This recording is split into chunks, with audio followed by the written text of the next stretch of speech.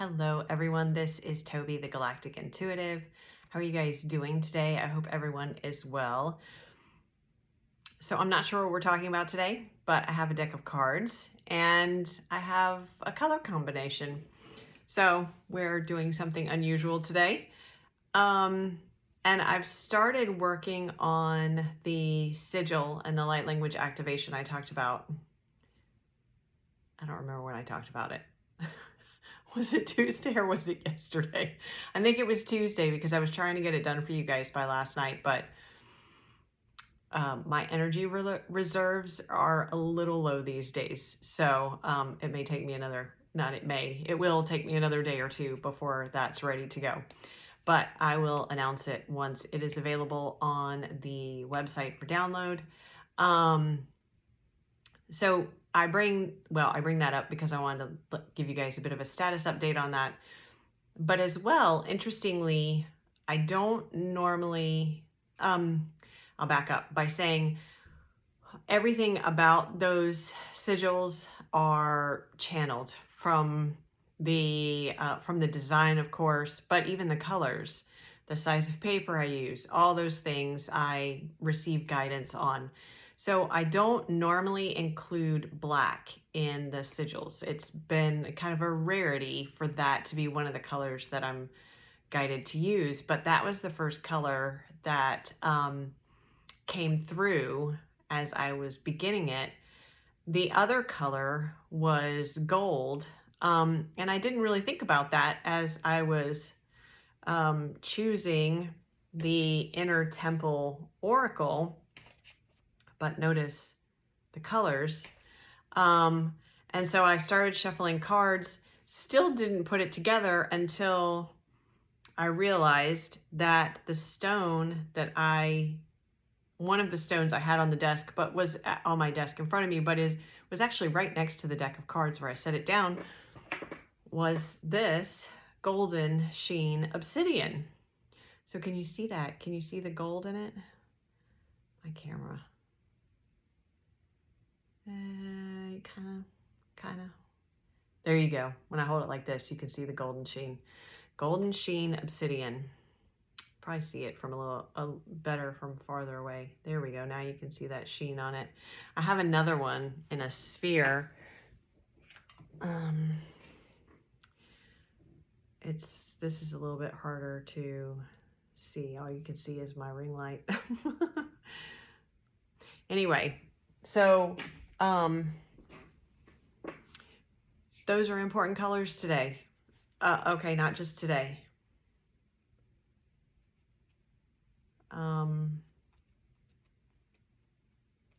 September 7th through September 7th. There's something about those colors, and it does. And I'm also, as I was putting all of this together and started turning on the camera and all those things, then I remembered the perception card from the Dreams of Gaia Tarot. It might be still on the top. No, I already shuffled. Do you guys remember the perception card from the other day? It's a very dark card. It's very black. It's card number 21. Oh my gosh. I think it did have, she had a gold mask on. I'm trying to find it while I'm talking here, because I want to show it to you again. Because there it is right there. As we were talking about separation and being separated from roles that we are comfortable in, from roles that no longer resonate with the frequency that we have expanded into. My hair, y'all. It's doing some, I think I do this every time. I make the mistake of looking at myself on camera and I'm like, what is my hair doing? Okay, anyway, not important. Perception. This is that card I was talking about. So she has the mask on, and we talked about in the message the other day. This came out, it may have been 3 days ago that we talked about this card, or this card came out during the reading, well, the oracle, oh, I can't talk, the tarot part of the message. And we talked about being guided to turn inward to see the truth of something, or having to look into the shadow in order to see the truth of something. And of course, looking inward also can refer to the inner temple that exists within all of us. I'm not sure where we're going with that. Okay, so I'm going to pull some cards. That's what they're saying. That's what we're going to do. I've already shuffled this. This deck is still really sticky. Okay, we're going to do this a different way. We are. Okay. Hang on a second. See what we're doing here. I'm just kind of moving cards around the way I'm being guided to do, and then I will stop when they tell me to stop. One more. Okay, top card. That was interesting. I've never done that. Anyway, this is the same card we got the other day. Literally, I've only used this deck like 3 times, and the tall poppy. Do you guys remember that? The tall poppy. Didn't we get that the first time you used this deck, or was it the second day? Standing out. It was about standing out. What was it? What else was it? It was about, okay, I'm going to look it up because there's a part of this that I'm not remembering. Where is it? Now it's hiding. It's not really hiding, but there it is. Yes, this card appears when someone is called to be visible in the world and soar to greater heights than ever before. Yet, they may feel, what is my hair doing now? They may feel daunted by the size of the call and fear negative reactions, criticism, and envy from people around them. Shame is a tool used by the patriarchy to keep us captive. So refuse to feel ashamed. Refuse to take up less space. Refuse to be bound or dimmed. If you live in a way that attempts to appease everyone, your medicine will be wasted. Your presence being a vital note in the great orchestra of life, reach high and rise like the tallest poppy in the field. And a big part of the messages recently have been about the fertile field, right? Reach high and rise like the tallest poppy in the field, for this is your destiny. If fear or shame or confusion or grief come, do whatever you need to do to move this through your body. Dance, sing, shake, scream, walk, run, talk to a trusted one. Don't let any part of your soul leave. Your light is needed here. Wow. Okay. And this golden sheen obsidian is a stone of protection. So if you're really resonating with this, you may want to look for one of those to help you through this process during this time, especially. Okay, so we have the full moon eclipse which is a lunar eclipse, right? Is that right? Lunar. Yeah, I think that's the lunar eclipse. Yeah, because the solar eclipse is in Virgo.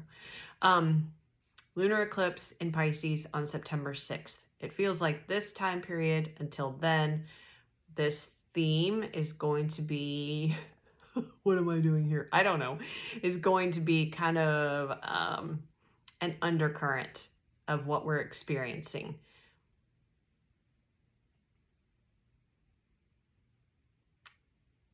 As the tall poppy speaks to, you're being called to rise and shine your light. But there's more. What's interesting is I don't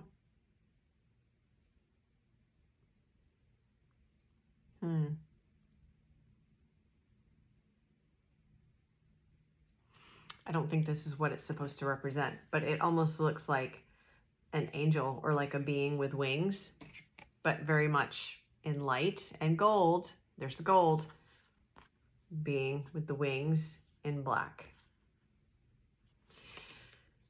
Tapping into your shadow. Okay, this came up yesterday too. We talked about the gift being, oftentimes the gift is in the shadow.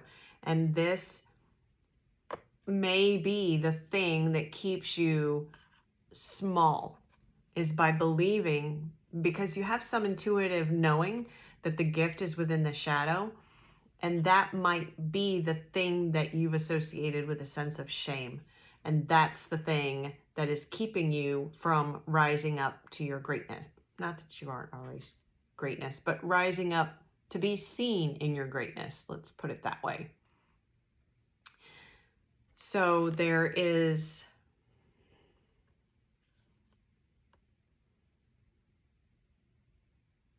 we have threes again coming up. This is card 21. These cards are not numbered, but I'm very drawn to the 21 breaking down to a 3.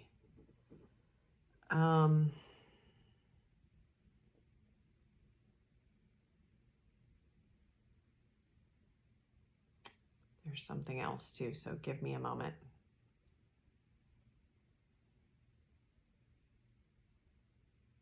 Another card. Okay, let's do another card from the hidden, or from the Inner Temple Oracle. I'm going to kind of shuffle them a different way.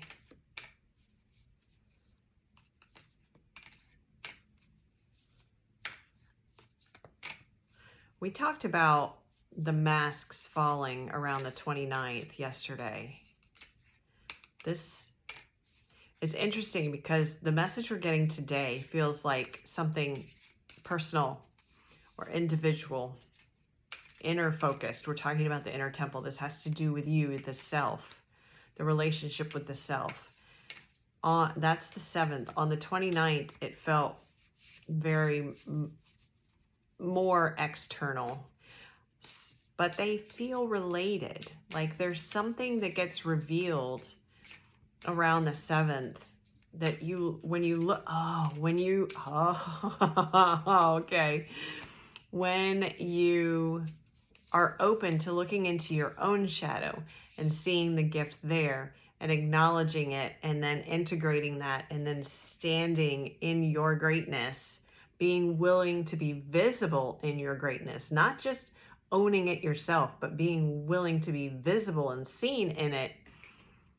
That's what gives you the vision and the clarity that allows you to see the truth of the shadow of what is revealed around the 29th. All right, that's interesting. And so we got, oh, look at this. Y'all, this is awesome. We got one of the polarity cards, and it's freedom and trapped. I don't know that I need to say anything about that, because yesterday we were talking about how there is freedom on the other side of whatever is revealed, even though it may feel destabilizing. So this is the gift within the shadow.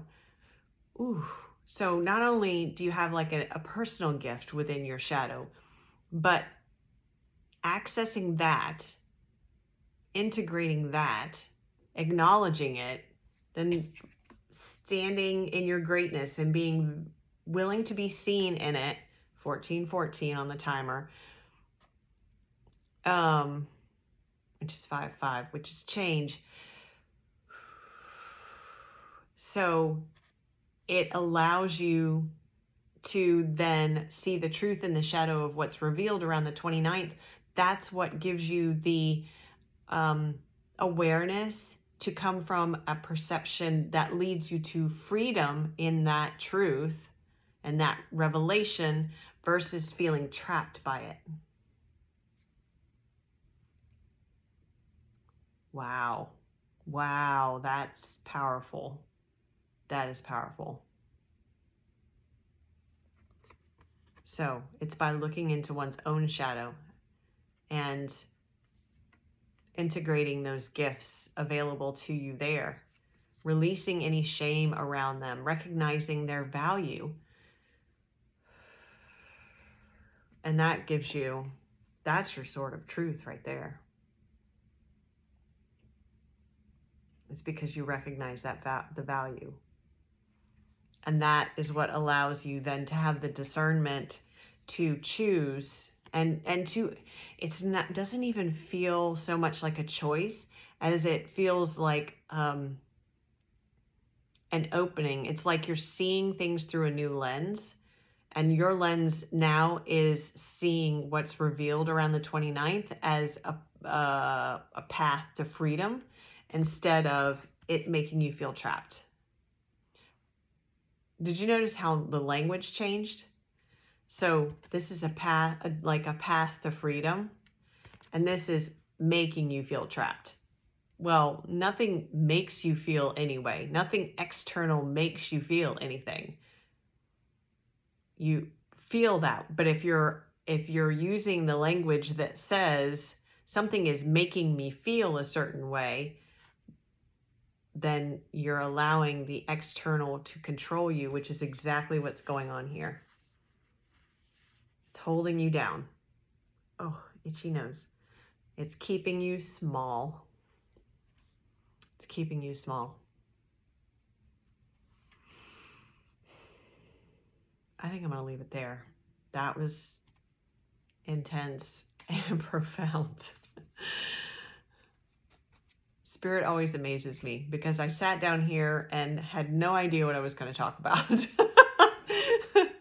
So it always amazes me that when I show up that way and allow Spirit to guide the steps and guide the words, that these messages come through that are just so profound. So I appreciate you all being here and going on this journey with me every day, and bearing witness to the process and being open to it, and engaging, offering your energy as well into this process. And so thank you. Thank you. Thank you. I appreciate you all so, so much. Sending you lots and lots of love. You've got this. Golden Sheen Obsidian, just as a reminder. And I will get the activation and the sigil to you as soon as possible.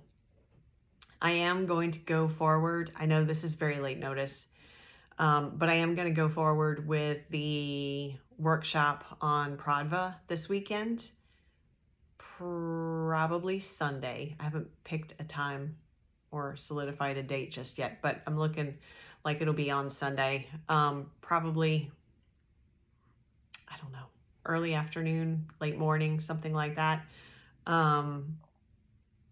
And then more than likely we'll do a follow-up or kind of a repeat presentation of that in a couple of weeks. I'm receiving more and more information on it, so it'll be similar, the follow-up one, but each time, again, so much is channeled, so each time is going to be a little different. But look for that information. If you are interested in a one-on-one session reading where we talk about energy, I channel messages for you, we look at specific situations or your path in general, please feel free to reach out to me. Check out the website. That information is in the description box below. And thank you again for being here. I appreciate you all so, so much. Sending you lots of love, and I will see you tomorrow.